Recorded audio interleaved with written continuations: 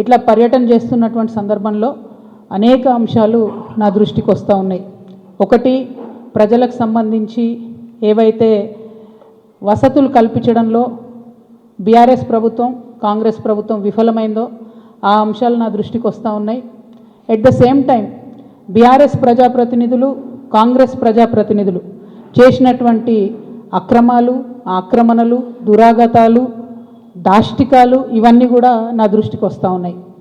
నేను ఏమాత్రం మొహమాటం లేకుండా ఏ పార్టీకి సంబంధం లేకుండా తెలంగాణ బిడ్డగా తెలంగాణ ఆడబిడ్డలకు ఉండేటటువంటి పౌరుషాన్ని ప్రదర్శిస్తూ నాకు వచ్చినటువంటి ప్రతి ఒక్క అంశాన్ని కూడా ప్రజలతో షేర్ చేసుకుంటున్నాను. నేను దాంతో ఏమవుతుంది, చాలామంది యొక్క అక్రమాల పుట్టలు కదులుతున్నాయి, వాళ్ళ పాపాల పునాదులు కదులుతున్నాయి.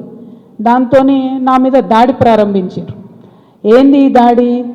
నేను కాంగ్రెస్ పార్టీతోని అంటకాగి ఉన్నాను, కాంగ్రెస్ పార్టీతోని అండర్స్టాండింగ్తో నేను పనిచేస్తున్నాను, ఎందుకంటే నాకేదో ఫైనాన్షియల్ బెనిఫిట్ కోసం నేను పనిచేస్తున్నా అని చెప్తున్నారు. దీనికి ఎక్కడ మొదలుపెట్టినరు? నేను ఎప్పుడైతే జాగృతి జనంబాట అని చెప్పి బయటికి రావాలనుకున్నానో ముందు సోషల్ మీడియాలో ఒక ప్రచారం మొదలుపెట్టినరు.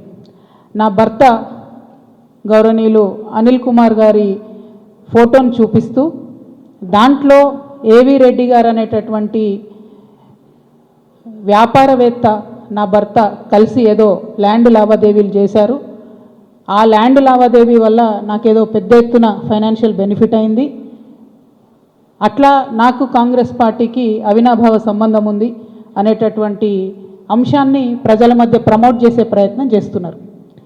ఈ వెకిలి ప్రయత్నాలు చేస్తున్నటువంటి గుంటనక్కలందరూ కూడా నేను చెప్తా ఉన్నా, నేను ఇంకా మీ చిట్ట విప్పడం ప్రారంభించలేదు, ఓన్లీ టాస్ వేసిన అంతే. ఆ టాస్కే ఇంత భయపడితే ఎట్లా మీరు? ముంగటి ఇంకా టెస్ట్ మ్యాచ్ ఉంది మామూలుగా అనుకుంటారా ఏంది కథ? జస్ట్ టాసే, ఇప్పటికే గెలిచినాం ఆల్రెడీ మేము జాగృతులు, ఎందుకు భయపడుతున్నారు మీరు ఇంతగానో? ఏమన్నాడు నా భర్త? మీరు అధికారంలో ఉన్న 10 ఏళ్లలో ఎన్నడన్నా వచ్చి మిమ్మల్ని ఒక పని అడిగినామా మేము? ఎప్పుడన్నా ఒక ఫేవర్ అడిగినామా మిమ్మల్ని?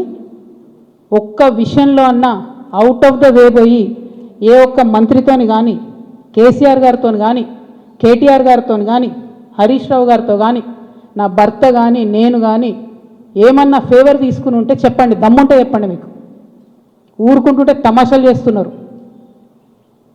మీరు వెకిలి ప్రయత్నాలు మానుకోండి. నేను మీ మీద చేసినటువంటి ఆరోపణలకు మీకు దమ్ముంటే సిగ్గుంటే ప్రజాస్వామ్యంలో ప్రజల మధ్యలో ఉండాలనుకుంటే జవాబు చెప్పండి.